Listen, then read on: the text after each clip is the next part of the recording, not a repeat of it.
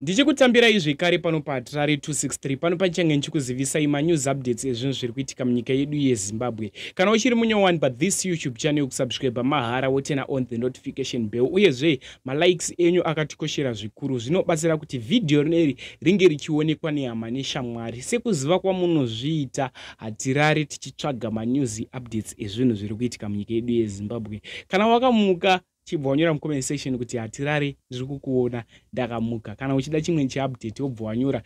Toona tokanda nhasi rega togadzirisa, totanga mangwana kutoramba tichikanda. Sizvo vamwe vanenge vabva kubasa, vamwe vanenge vaswera vasipo, vamwe ndivo vanenge vaswera varipo, vanenge vaida maupdates. So nyaya nezvamuzora nhasi sekuziva kwamunozviita maupdates aya tinoyatika mabatanidza zvisinoita kutanga tapinda mufirst story. Pane gonyeti ranga rakatakura chikafu. Chikafu ichi changa chisiri chemunhu wani, changa chiri chevanhu vakawanda. Vakatenga chikafu chavo chakawanda vakabva vangohaya truck.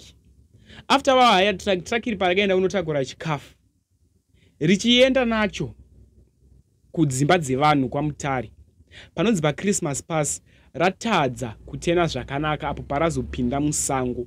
Rapinda musango, gonyeti iri ranosvika richirova pamuti rakamirira ipapo.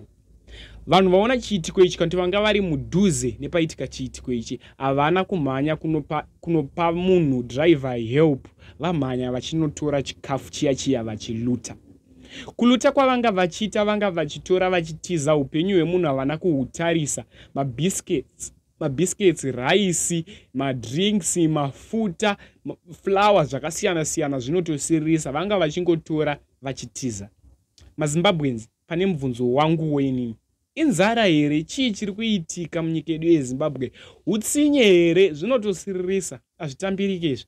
Kuti iyo waita accident, unenge waitarisirawo kuti munhu achaitawo munhu moyo munyoro achasvika achikubatsira. Izvo ari kutosvika futi achirwadzisa achitora chikafu ichocho achitiza nacho.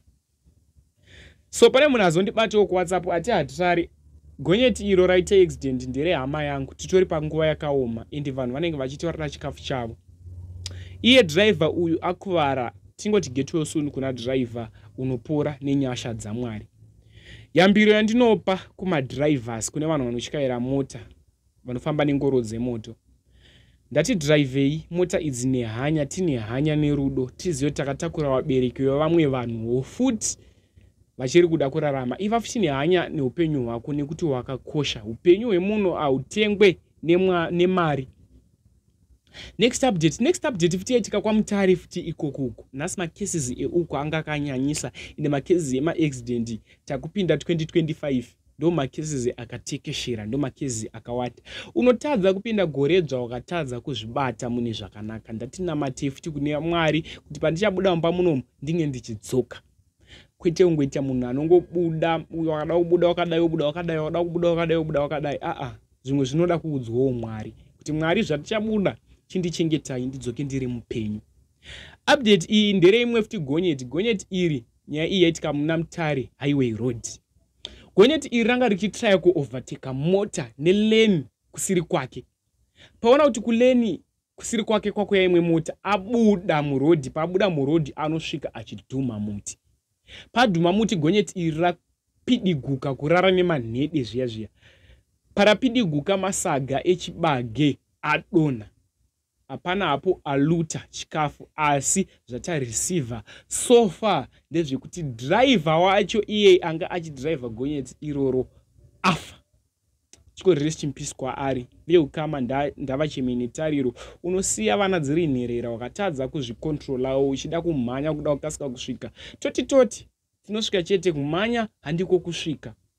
Ukada kuita life yekudimbudzira unozochema mangwana. Zvinorwadza, ndo macases atiri kunyanyorisiva muno munyika yedu yeZimbabwe. Sekuziva kwamunozviita handiregere kumhanya nemafresh updates ezvinhu zviri kuitika munyika yedu yeZimbabwe. Saka kana usati wasubscribe uri kudya manonoko, usanonoke kusubscribe. Ndati subscribe nguva iripo. Kana uchiri wakamuka uri online, ndibva wangonyora mucomment section kuti hatirare.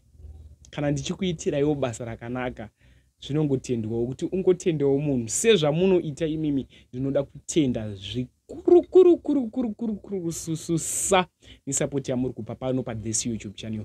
Rudo rwenyu ndo ruchaita kuti ndirambe ndichitsvaga maupdates ezvinhu zviri kuitika munyika yedu yeZimbabwe.